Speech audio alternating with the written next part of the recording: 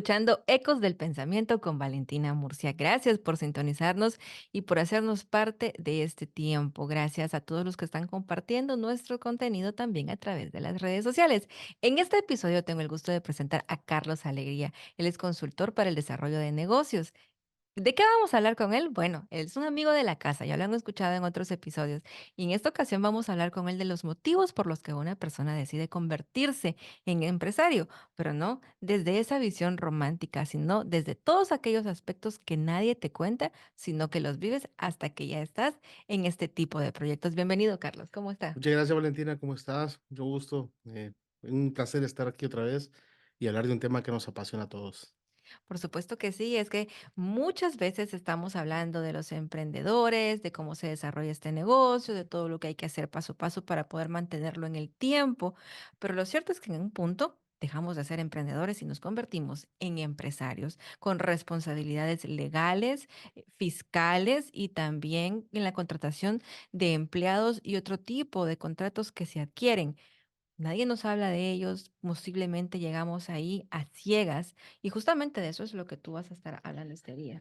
Sí, precisamente yo creo que, Valentina, una de las cosas cuando nos convertimos en emprendedores, eh, nos han vendido la idea de que ese es el camino para volver a ser el nuevo Mark Zuckerberg o el nuevo dueño de muchas compañías.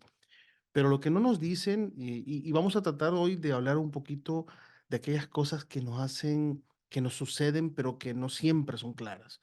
Dentro de todo esto, el emprendimiento, que es una ola, está muy grande y muy fuerte en el mundo inclusive, pues nos hacen ver que tenemos una oportunidad muy grande, lo cual es cierto.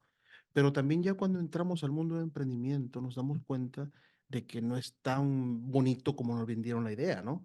Sin embargo, hay maneras de salir adelante. Yo en lo particular siempre creo que el emprendedor, más allá de lo que está haciendo con su negocio, debe tener una vocación, primero con él mismo, de entender de que no es un trabajo fácil, que creo que hay una área donde dice que hay muchos motivos lamentables para emprender.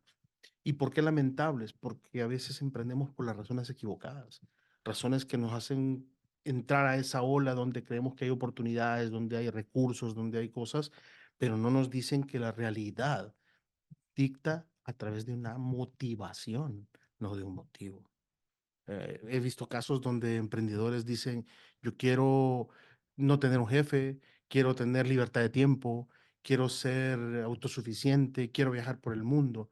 Nada más lejos de la realidad. Cuando empezamos es todo lo contrario, es un trabajo de 7 por 24, 365 días. Y no todos estamos dispuestos. Por eso yo creo que el ser empresario o emprendedor, mejor dicho, parte por una decisión y una motivación. Dentro de unas conversaciones que también tengo ya en presencia con algunos emprendedores, yo siempre hago este ejercicio y le pregunto a las personas, ok, ¿tú cuánto ganas? Ah, tanto. Y le pongo y le hago la simulación de que le doy un cheque por 10 veces lo que gana y se mantendría en el emprendimiento. Y curiosamente, más de la mitad me dice, no, yo agarro el cheque. Entonces, ¿qué me da que entender eso, Valentina? Que salimos por un motivo, pero no por una motivación. Esa es, digamos, la primera razón por la cual emprender no es tan simple y tan bonito como nos lo hacen ver. Yo no digo que no, es la fuerza que nos mueve, pero debe haber una motivación, algo que me nace de adentro, que me dice, eso es lo que quiero, me apasiona, pierdo la noción del tiempo a la hora de estar haciendo lo que hago. Y esa es una de las cosas, ya es el primer punto que vamos a tocar ahora en esta conversación, que es el motivo versus la motivación. Y también, Carlos, es muy importante mencionar que en algún punto se deja de ser emprendedor y te conviertes en un empresario con responsabilidades. Correcto. Y no te puedes seguir viendo como el principiante, como el que apenas lo está intentando, porque ya llega un momento donde los años, los meses van pasando y ya vas adquiriendo ciertas experiencias, pero a veces pareciera que siempre nos vamos excusando es que apenas estoy aprendiendo, apenas estoy emprendiendo. Fíjate que cuando hablamos de emprendimiento, es curioso, durante los últimos años y específicamente después de pandemia, muchos nos acuerpamos al emprendimiento como una forma de vida, porque obviamente pandemia nos vino a cambiar todo el panorama a todos de los trabajos tradicionales y nos dijo, trabajemos desde la casa, no podemos salir, hagamos lo que se puede, etcétera. Sin embargo, el emprendedor también es una zona un poco peligrosa, le llamo yo. ¿Por qué? Porque uno se termina quedando en ese romanticismo del emprendimiento, donde yo como emprendedor estoy aprendiendo, quiero tener recursos, me ayudan, etcétera, etcétera. Entonces, muchas veces ese emprendimiento o esa situación de emprender no da pauta a lo que tú acabas de decir, a volverte un empresario, a empezar a delegar, a empezar a entregar oportunidades a otros, a contratar personas, a ver tu negocio más allá del esfuerzo personal. Entonces, yo creo que otro factor importante que hay que tener en cuenta es en el camino del emprendedor corto o a largo plazo, debamos dejar de ser emprendedores para ser empresarios y aprender a entender que el montar empresas, más allá de un emprendimiento, lleva temas, como tú dijiste, legales, formales, de estructura, sobre todo de conocimiento de lo que quiero hacer como negocio. Entonces también es un factor que si nos quedamos en el círculo del emprendimiento per se, nunca vamos a dar el salto al cual estamos buscando. Que parecería que también en algún punto de esto nos permanecemos en una zona de confort, Sí, ¿verdad? claro. Y nos hace falta esa estructura, la planificación, el definir objetivos, el trazar una línea a través de la cual se van a alcanzar esos objetivos, porque no hay nada, solamente es como lo voy intentando y vamos a ver qué sale en el camino. Hay algunos otros puntos también, el hecho de que las personas están también batallando con el asunto de creerse merecedores de esto, porque hay muchísima gente talentosa que puede lograr tener esto, pero a la hora de ejecutarlo se queda detenido. Exacto. Yo creo que es un síntoma de procrastinación y de exceso de pensamiento. Todos los que hemos vivido el emprendimiento entendemos como aquella vocación, aquella disposición por construir algo nuevo. Pero el construir algo nuevo también lleva desafíos. Y el primer desafío es pasar de la pensada a la acción. Muchas veces la acción sin dirección también termina siendo un doble esfuerzo, un retrabajo. Tú dijiste alguna palabra muy clara, es la planeación, el objetivo, la meta, el camino por sí mismo. Yo puedo definir qué quiero, pensarlo y tenerlo claro. Si lo pongo en un documento es para convertirlo en una acción, en una serie de pasos, en una serie de puntos a conseguir en el tiempo. Lo que pasa es que también hace poco, hace unos días, vi una presentación donde alguien presentaba un iceberg y todos los emprendedores vemos el iceberg, lo que está encima del mar, pero no vemos lo que está debajo. Nada menos una persona me comentaba la semana anterior, me preguntaba, pero es que, ¿qué es el éxito? ¿El éxito es lo que vemos o el éxito es la condición que uno asume para esto? Entonces, en ese sentido, pasar a la acción implica estar constantemente evolucionando y cambiando y entender que una meta es un punto nada más para llegar, pero para continuar. Y todo parte por un plan. Entonces, yo creo que como emprendedores, futuros empresarios, debemos de entender de que las metas solo son pasos, no son objetivos finales, no es un puerto de llegada. Son procesos que se van consumiendo y que lo que sí es permanente es el proceso. Justamente, Carlos, es un proceso constante de adaptarse a los cambios, a las nuevas circunstancias que se van poniendo, pero también a las necesidades de los negocios. Y digo esto porque muchas empresas también están formadas por familia, que ese es un aspecto delicado, es clave, a veces por miedo a lastimarle los sentimientos, por no querer herirlos, por no generar fracturas en las familias, por lealtad, no se hacen los cambios pertinentes a pesar de que la persona que ocupe el cargo puede no ser la más idónea.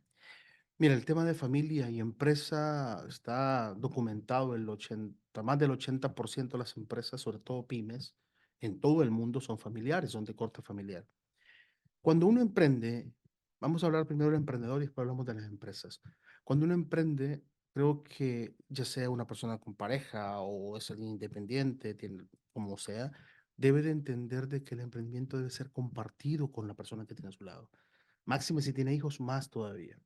Porque cuando uno se pone de emprendedor y uno tiene esa vocación, uno va a pasar 24 horas al día con el tema, pensando, durmiendo, comiendo con el tema. Y si tú no tienes una pareja o una familia, para englobarlo en una sola cosa, que entienda esa dinámica, va a terminar siendo un problema. Tarde o temprano va a afectar a la relación tanto de pareja o familia como al negocio. Y eso, si lo unes al tema de dinero, es todavía más complejo, porque como emprendedores muchas veces voy a vender $100 en un producto, pero tengo que pagar la casa, agarro los $30 o la luz, y agarro $30 para pagar la energía, ya descompensé el negocio, pero mi hija me pidió un $10 por una tarea. Entonces, parte de la planificación que vamos a hacer en el momento anterior es entender que el dinero del negocio es del negocio, no es un dinero de familia.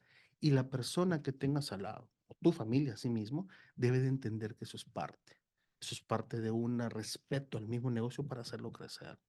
Ahora, cuando el emprendimiento llega a un tema de empresarios y donde ya la empresa empieza a crecer, contrata empleados, empieza a crecer en cantidad, en responsabilidades, entre otro factor, es qué espero yo lograr. ¿Un legado? Quiero que mis hijos, mis siguientes generaciones continúen el negocio. Es probado, tengo un buen amigo que es consultor de empresas familiares y hablábamos hace poco y me decía, casi siempre me dice, la primera generación hace crecer la empresa, la segunda lo sostiene en mal o buena medida y la tercera se lo acaba. Eso sucede cuando no hay un plan de transición y un plan de desarrollo de familia en el negocio. Entonces, creo que entender el emprendimiento como un camino hacia el empresario, pasando por el base familia, también tiene el reto de educarse, porque hay planes de sucesión, hay planes de entreno, hay consejos de familia para tomar decisiones sobre la familia. Tuve la oportunidad de estar en un curso hace muchos años donde el consultor nos decía, hay negocios o empresas que toman tan en serio el tema de la familia que a los niños de 8 años, 10 años, a los hijos de los dueños los empiezan a formar en el negocio. O sea, ¿qué quiero decir con esto? Tenemos de entender de que si estamos en un proceso de empresa y tenemos nuestra familia, hay que tomar la conciencia de decirle a nuestros hijos o a nuestra pareja o a nuestros tíos, primos, a quien esté en el negocio, ¿estás dispuesto a conseguir? Y si estás dispuesto, vamos a prepararnos para la sucesión. Entonces, son temas que muy poco se hablan en los círculos de emprendimiento, incluso de empresarios, pero que son esas raíces que terminan afectando dramáticamente el desarrollo de los negocios. Carlos, y luego también en el tema de las sucesiones viene las herencias, la repartición de bienes, ganancias, y hay muchísimas otras cosas que a largo plazo pueden terminar afectando, pero mientras se está desarrollando, también es importante que haya una preparación, una educación en todo lo que tiene que ver con las responsabilidades legales y fiscales, Correcto. porque también eso puede convertirse en un verdadero dolor de cabeza. Es que vuelvo a lo mismo, cuando uno emprende, uno tiene esa sombría de protección porque uno está emprendiendo y uno se la cree y está bien, porque así empezamos todos. Pero cuando tú llegas al término empresarial y ya te conviertes en un negocio sostenido, tú no puedes dejar de ver temas como impuestos, contabilidad, estructura financiera, estructura legal, permisos, leyes, etcétera. Creo que esa barrera entre emprendedor y empresario es diferente para cada quien, pero hay una forma de determinarlo. Menos yo en lo particular considero que es cuando tú empiezas a tener más empleados, cuando el volumen del negocio no lo puedes atender tú. En ese momento debes de asesorarte y de tomar conciencia de que tú no puedes solo. He visto compañías muy grandes dirigidas con una persona y siguen creciendo, creciendo, pero llega un punto que ese mismo crecimiento los ahoga. O sea, hay un concepto en economía que se llama economía de escala, que traducido al concepto de emprendimiento es cuando yo no puedo, empiezo a contratar gente que sepa hacer mejor las cosas que yo, para que mi negocio siga creciendo. En ese aspecto, nosotros los consultores que estamos de este lado siempre decimos al cliente o al negocio que estamos ayudando es, ¿cuál es su visión? ¿A dónde quiere llegar? O sea, ponerse un objetivo y una ruta de trabajo. En lo particular, me ha tocado trabajar con compañías que ganan hasta 6, 7 cifras, pero no saben ni a dónde van. Tuve la oportunidad de ver un empresario que tenía más de 6 negocios, facturaba 6 millones, 7 millones, y me decía, yo no tengo dinero. Y facturaba cualquier cantidad de dinero. ¿Pero por qué? Por la falta de estructura, por la falta de formación. Y si no la pudimos tener, porque en este país Sabemos que no todos venimos con educación formal, etcétera, no importa, pero habemos personas o hay otras personas que pueden ayudarnos a darle formato. Entonces también tenemos que tener una dosis de humildad para decir, no lo puedo, voy a ayudar porque puedo. Pero también tomar conciencia y responsabilidad de educarnos de una manera práctica, empírica, para saber qué estamos haciendo. Ahí es muy importante el saber escuchar el consejo, ¿verdad? No de cualquiera. Hay personas especializadas en cada una de estas áreas y es importante saber escucharlo porque no podemos basarnos en el yo entendí, en el yo supuse, porque eso genera problemas grandes a nivel empresarial. En Ecos del Pensamiento, la verdad, siempre tenemos temas que van alineados a que las personas se animen a iniciar, ¿verdad? Que no busquen las circunstancias perfectas, Correcto. pero en el camino toca también ir haciendo mejoras o los ajustes para que eso pueda ser tenga un resultado exitoso. Y el éxito también estará definido como cada persona lo quiera ver de acuerdo a su propio proyecto, pero hay cosas que no pueden pasar por alto porque miren, al final terminamos cansados, ¿No? estresados, perdiéndonos el tiempo con las personas que nosotros amamos, ese tiempo valioso que no regresa y si al final no conseguimos esa meta que teníamos, podemos terminar frustrados y regresando al punto cero, básicamente con una experiencia demasiado dura, porque a veces hemos perdido dinero también, hemos perdido la confianza en nosotros mismos y por eso es importante conocer y escuchar, saber escuchar a las personas que sí conocen de negocios y la optimización de ellos. Sobre todo porque acuérdense que el negocio es una forma de vida. Tocamos el tema familiar y casi cuando la familia está consciente de que tiene un negocio, hay personas dentro de la familia que no van a participar del negocio y está perfecto. Hay gente que no trae la vocación para ser parte del negocio. Y el dueño o el dueño, el presidente o el director debe de entender de que hay personas que no van a estar con el negocio. Pero hay una cosa cierta. El hecho de que no participen en el negocio no significa que no sigan siendo dueños. También hay preparación para ellos. Ahora, en todo este proceso de crecimiento y de planeación, todo eso es parte del trabajo que el dueño debe de ver. Un negocio, ya hablando de empresarios, se maneja en términos generales desde tres perspectivas. La perspectiva técnica, operativa, la perspectiva gerencial y la perspectiva estratégica. La técnica operativa es la que hace las cosas. Voy a poner un ejemplo de una tienda que mueve el producto, que vende, que pone el producto, etcétera. La gerencial es que ve los resultados. Cuánto vendimos, no vendimos, nos alcanza para pagar planilla, no planilla, etcétera. Y la estratégica es a dónde veo mi negocio en 2, 3, 6 meses, un año, 2 años. Por lo general, empezamos siendo operativos, pasamos a ser gerentes. En el momento en que el negocio o el emprendimiento, llamémoslo empresa, se vuelve tan exigente que necesito ser gerente, es cuando debo de empezar a contratar gente y empezar a delegar y empezar a planear desde la perspectiva estratégica mi negocio a dónde lo quiero llevar. Entonces, ahí es un área gris que no siempre está clara para el emprendedor, sobre todo cuando se convierte en empresario, pero sí es el momento justo para volver al cuaderno de planeación y volver a decir, ok, mi negocio ya está en este nivel, lo voy a llevar al siguiente. Y ahí es donde entra la planeación y sobre todo el asesoramiento de personas que puedan servirle de guía para tratar de llegar al punto que yo quiero. Carlos, en ese sentido también hay otra cosa que es importante y es que se pierde de vista la eficiencia y la productividad Correcto. cuando una persona definitivamente se ha dejado guiar. Digo esto porque muchas empresas no quieren invertir en productos o en servicios que les puedan ayudar, por ejemplo, en las automatizaciones. Y al final es algo que se lo pueden deducir de impuestos, Claro. pero lo están viendo como una pérdida y no como una inversión. Lo que pasa, Valentina, mira, en la nueva economía, que es una economía digital, sobre todo que tenemos ahora el acceso permanente a redes sociales y todo termina siendo cuantificable, los números es el nuevo petróleo, los datos es el nuevo petróleo, es el nuevo oro de las compañías. Entonces, dentro de los trabajos que se hace con los emprendedores, sobre todo con los empresarios de cierto nivel, es vámonos a los resultados. Aprendamos a entender dónde estamos con los números, aprendamos a interpretar los números. Tuve un caso de una persona que me dijo, mire, yo vendo tanto, pero cuando empezamos a entender sus estructuras de costos, el producto que más vendía es el que más perdía y no lo sabía. Entonces, Cuando llegamos a cierto nivel es de empezar a ver los números. Los números hablan por sí solos.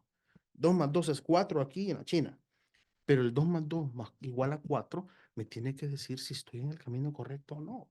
Más allá de la actitud del emprendedor, del empresario, la tenacidad con lo que hace su negocio, es, ¿estoy dando el resultado que doy o el que espero? Entonces, creo que un factor que no nos dicen a la hora de emprender, sobre todo cuando ya nos convertimos en empresarios, es que los números van a guiar nuestra vida. O sea, si en un momento determinado el negocio ya no está dando uno, dos, tres periodos, pues es momento de cerrarlo, venderlo y hacer otro. Pero son decisiones que muchas veces el emprendedor se dice, no, es que lo que yo empecé hace 30 años, 40 años, pero ¿qué prefiere? ¿Mantener su sueño siempre porque lo quiere o seguir perdiendo plata? Son decisiones difíciles, son las cosas que no nos dicen, pero sucede. Es que en ese proceso también toca conocer a las audiencias y adaptarnos a esos cambios tan grandes que hemos tenido siempre, pero en los últimos años parece que los cambios son más grandes, son permanentes, los sentimos más a la vuelta del día. Hace unos años no estábamos hablando de inteligencia artificial, no estábamos hablando de los efectos de la pandemia, ni de trabajos desde casa, parecía algo que nunca nos iba a suceder, o sea, no eran ideas, pero es importante siempre también estar preparados para las crisis. Y eso va a ser un tema que vamos a desarrollar más adelante con Carlos Alegría. Por hoy nos toca agradecerle todo lo que nos ha compartido, todos esos consejos que nos ha dado y también los invito a que compartan este podcast, a que lo comenten, a que nos escriban y nos digan qué fue lo que más les gustó y por supuesto también si ustedes quieren seguir las redes sociales de Carlos Alegría, se las voy a dejar colocadas en la información de este podcast. Agradezco tu tiempo, agradezco esa experiencia compartida. Muchas gracias, Valentina. Estamos a la disposición de apoyarte siempre en esto porque es un tema que no va a detenerse y en la medida en que podamos darle valor a las personas que nos escuchan a través de tu podcast, pues habremos hecho la tarea. Así es, ya lo sabe, es momento de no dejar de creer en nuestros sueños, de luchar, de trabajar, de planificarlos y de trazarnos objetivos. Esto ha sido Ecos del Pensamiento con Valentina Murcia. Será hasta la próxima.